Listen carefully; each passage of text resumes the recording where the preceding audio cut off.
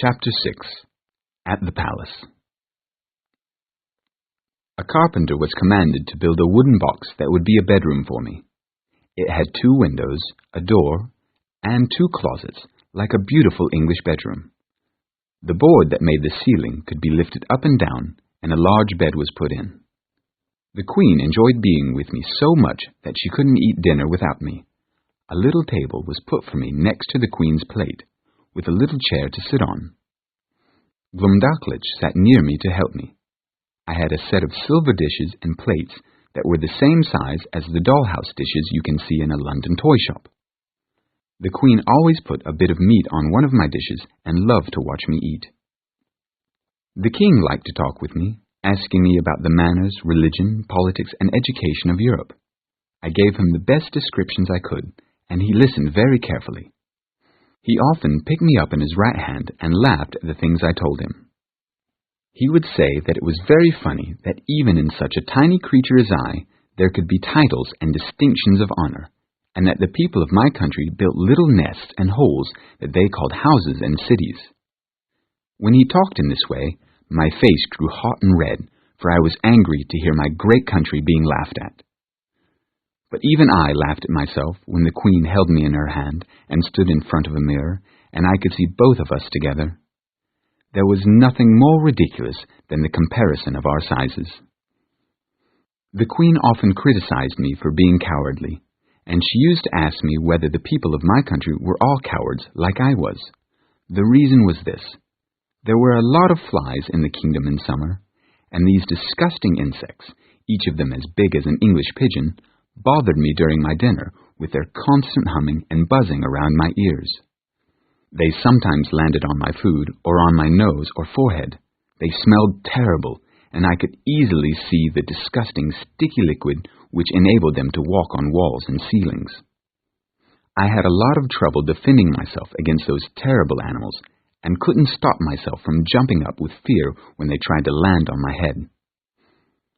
My solution was to cut them to pieces with my knife as they flew in the air, and my skills at this was admired by everyone.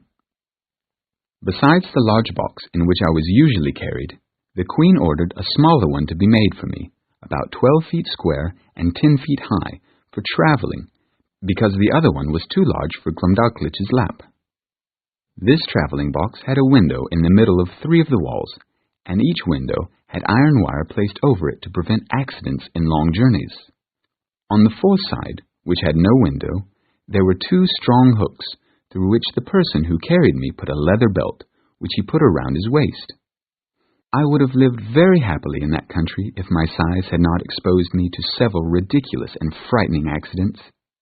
Glumdalclitch often carried me into the palace's garden in my smaller box, and sometimes took me out of it and held me in her hand, or put me down on the ground to walk around. One afternoon, Glumdalclitch put me down on some grass to walk by myself, and went to another part of the garden with her friends. While she was gone and out of hearing, a small white dog belonging to one of the gardeners began to run around near the place where I sat.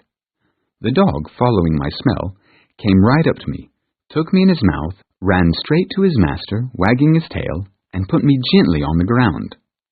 Luckily, it had been so well taught that it carried me between its teeth without hurting me or even tearing my clothes. But the poor gardener, who knew me well, was very frightened. He gently took me up in both hands and asked me if I was okay, but I was so amazed and out of breath I could not speak. In a few minutes I recovered, and he carried me to my little nurse. She was very angry at the gardener because of his dog, but she and the gardener remained quiet about what had happened, because the girl was afraid that the Queen would be angry. I also thought it wouldn't be very good for me if everyone found out about what had happened to me. This accident made Glumdalclitch never want to let me out of her sight again. I had been afraid of this decision for a long time. I loved to have a bit of time to myself every day, so I didn't tell her about some other little unlucky adventures that happened in those times when I was left by myself. Once, a raven flying over the garden tried to grab me, and if I hadn't pulled out my sword and run under a large flower, it would have certainly carried me away in its claws.